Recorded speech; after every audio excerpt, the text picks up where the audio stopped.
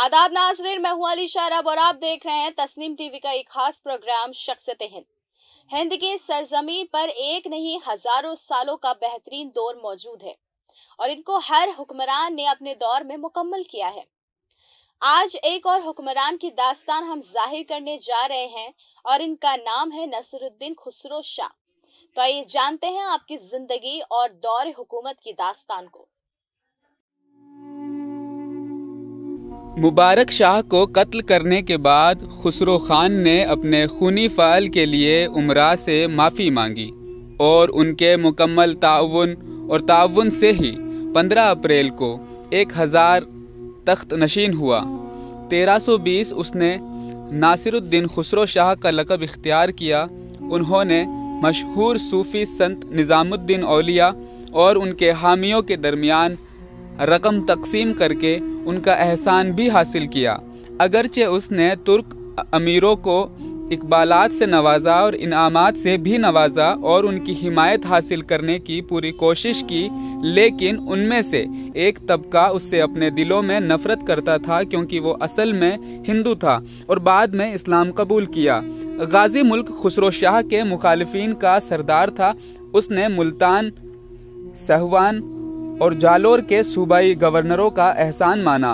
उसने उन्हें आम लोगों के साथ मिलकर सुल्तान खुसरो शाह के खिलाफ उनके इस्लाम मुखालिफ कामों पर उकसाया।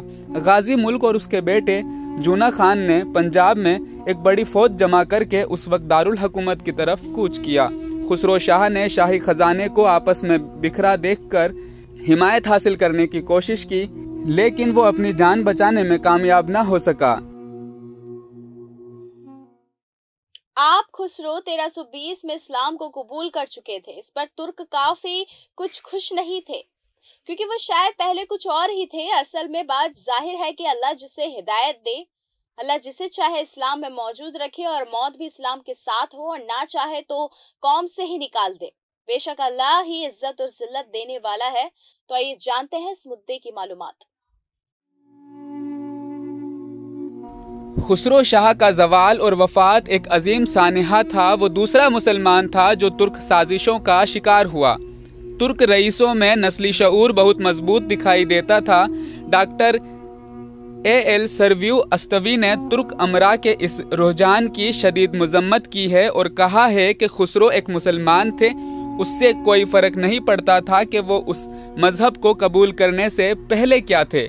जैसा कि इस्लाम एक जमहूरी मजहब होने का दावा करता है और ये मानता है कि बादशाहत किसी मराआत याफ्ता तबके की इजारादारी नहीं है बल्कि उनकी मलकियत है जो उसे रखने की ताकत और अहलियत रखते हैं। इसलिए कोई वजह नहीं थी कि खुसरो को इस ओहदे से मुस्तनफीद करने से रोक दिया जाता। जैसा कि इस्लाम एक जमहूरी मजहब होने का दावा करता है और ये मानता है कि बादशाहत किसी मराआत याफ्ता तबके की इजारादारी नहीं है बल्कि उनके मलकियत है जो उसे रखने की ताकत और अहलियत रखते हैं, इसलिए कोई वजह नहीं थी कि खुसरो को उस ओहदे से हटाया जाता या रोका जाता।